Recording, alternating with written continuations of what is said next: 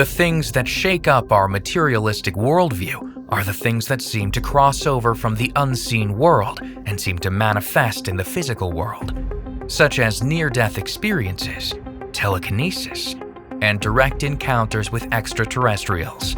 Watch this video to better understand this great divide and how it profoundly shapes our view of reality. So please welcome John Mack.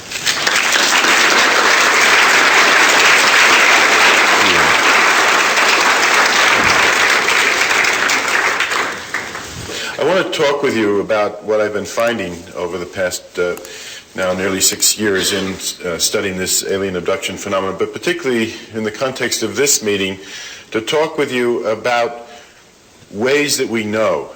How do we know?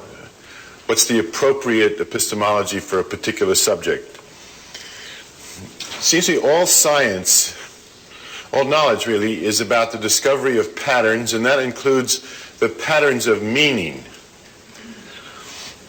But how we know, the approach that we use, depends on what the matter at hand happens to be. Now, for the sake of clarity here, I would divide the realms that we're considering here between what's been called the gross material world on the one hand and the subtle realm on the other, or in Stan Grof's language, the hylotropic world or the holotropic world, or in David Bohm's terms, the explicate or manifest order, or the implicate or the hidden order and patterning of structure and meaning in the universe. Now, by and large, science, as is traditionally spoken of, has addressed, and its methodology has been appropriate to the gross material world, the physical world, the manifest world. And the approach has been largely dualistic. A separate observer studying phenomena outside of that person. Now, we know that the best scientists don't use that approach, but that's the standard that we often think we mean or are told we mean by the scientific method. I might add that in the focus on that realm, to the exclusion of the subtle realm, we have virtually rid the cosmos, rid nature of spirit and, in a sense, of all life, other than that which is physically observable here on Earth. Now, what do we mean by the subtle realm? It has to do with phenomena that seem to come from another dimension.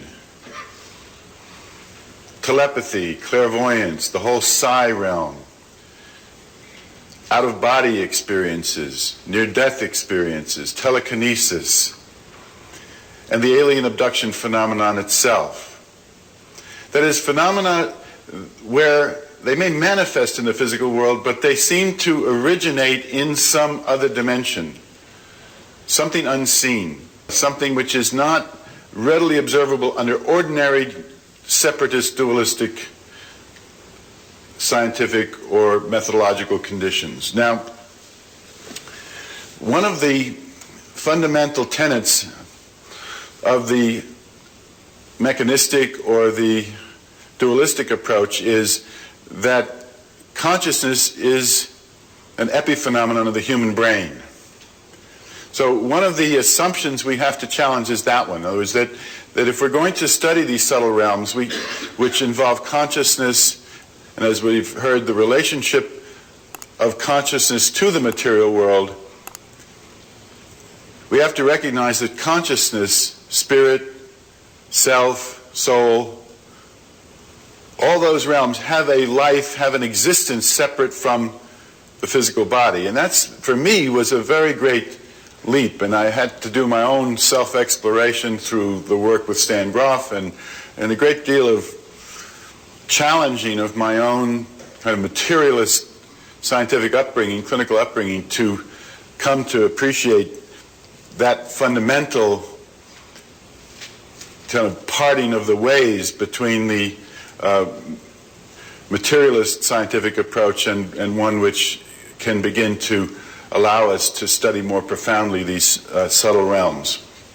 The Western worldview, what Michael Zimmerman calls anthropomorphic humanism, which is a worldview that has reduced reality to the manifest or physical world and puts the human mind, the human being, at the top of the intellectual hierarchy, eliminating not only God but all spirit from the cosmos. Now, the phenomena that really shake up that worldview are the phenomena that seem to cross over from the unseen world and manifest in the physical world. That's why someone like Uri Geller has been hounded from pillar to post. That's why people that study free energy, or people who study phenomena that seem to challenge that great divide we've created between the unseen realm and the physical world. It works okay as long as you give the theologians and the spiritual people, maybe the psychologists, the mandate over that subtle realm, that unseen world, and let the scientists worry about the physical world, the material world. But if a phenomenon crosses over, if it won't obey those characterizations, that raises all hell in this culture. Now, the phenomenon that I'm studying is just such a phenomenon. There are others. The near-death experience, the free energy phenomenon, telekinesis. But this is the one that I've studied, and I think it's one that, by its very nature, kind of grabs us where we are, because it crosses over and manifests in the language that we understand in this culture. You know, spaceships, abductions, implants, instruments, surgery, hybrids, babies, reproduction, all that seems very physical, very material. It ought to be reducible, studyable by the methods of dualism, of traditional science. But it won't yield its secrets. Not only that, but it commits a deeper crime, which is it challenges that very sacred divide that we've created between the unseen world and the material world. It challenges the fundamental worldview of the Western mind. Now, a whole new frontier, which I'm not going to get into much, but just refer to, has to do with our attachments to a worldview. Why do we cling so tightly to a worldview? What makes it so fundamental? And I don't think it's just that there are huge economic attachments, which there are, of course, to a worldview. I mean, the whole marketplace mentality of technology and of science as we know it is challenged by a worldview that says that there are vast subtle realms, vast realms unavailable to our direct observation, and that in fact the worldview in which we are embedded is destroying its own playground, destroying the earth itself. But there's more to it than that, because a worldview organizes our sense of self. It gives us the illusion that we have some control of ourselves, of nature, that we're in charge, that we're safe. Never mind that we all die, and perhaps die lonely deaths in this particular worldview, because since we've rid the cosmos of all consciousness, of all spirit, of God, him or herself, that we never come to grips with the notion of death itself, and so there's a terrible loneliness in this worldview. The fact is, though, that it organizes our sense of self, it organizes reality for us, and constricts reality so that we have some illusion of control. So when a worldview is challenged and shattered, it creates a terror. And I think that the resistance which I've encountered, which naively I rather underestimated.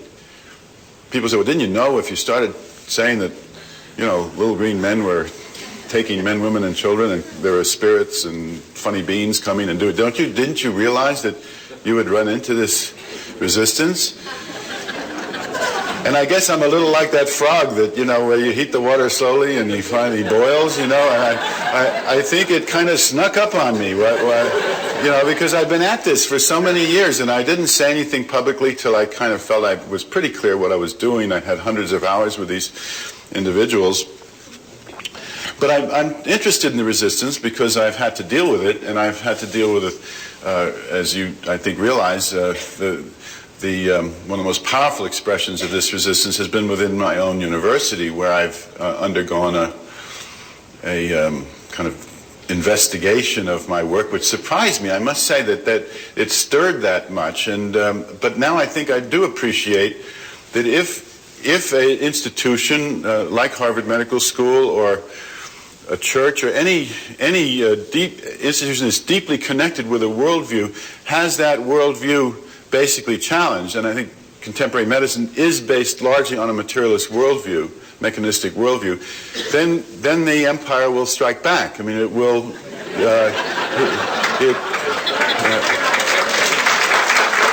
You all know what I'm talking about, right? I mean, you've been there. So again, I guess you have to be a little naive to wander, as Ron was saying, off into those insecure realms, or you won't go there. If you know what you're going to encounter, right? You have to be naive in a certain sense, because, I mean, I don't know if somebody said, would you do it again if you had to do it over again? And I'd have to think about that, you know? If it's true what Bertrand Russell said about resistance being proportional to the square of the importance of what you're studying, I must be studying something very, very important. So that kind of has encouraged me, you know, that the resistance, and that statement of Russell's I find very helpful. We've come to a kind of amicable agreement at Harvard. I mean, they don't necessarily buy what I'm finding, and they don't buy my methods, but there hasn't been any charges, really. I mean, there's nothing that they can. I mean, I go about what I do as conscientiously as I can, and there is a respect for the right to do that, and so we kind of are at a sort of amicable juncture of agreeing to differ, but I've committed no crime, really, other than the ideological one of doing something which fundamentally challenges a worldview upon which so much is invested. So I appreciate, in a sense, what I've encountered in this resistance, and I think it's maybe a useful thing for all of us, in a way, to know something more deeply about what we're encountering in the way of resistance to what we're doing, because if we can embrace that polarity, perhaps we can go to a deeper level instead of always, as we tend to do, finding ourselves in opposition against those people that won't take in what we're trying to do. Just one more word about this challenge to worldview that these crossover phenomena like the alien abduction story represent. If you look at the kind of blows to human kind of collective egocentrism, you know, from starting with Copernicus and Galileo and going on to Darwin and then Freud, where little by little we were not only not at the center in terms of geography of the universe, we were not at the center in terms of being the only God-given creatures, and with Freud we weren't really even in charge of our own psychology. And finally we learned from this that we're not the smartest guys in the universe after all. In fact, we're not even in control in any sense. That other beings, funny-looking ones at that, they're not even good-looking, most of them. You know, if they were those magnificent Nordics, were we hear about, were the principal aliens, but these little guys with big black eyes can come and do what they will with us and render us helpless. I mean, that is really a fourth blow, you know, after what Copernicus, Darwin, Freud, to our collective arrogance, and of course being a bit perverse as a psychiatrist, I think anything that can be a big blow to human arrogance can only be a good thing in terms of our development. I mean, some we have no shortage of, right? So I mean, it can help us to grow.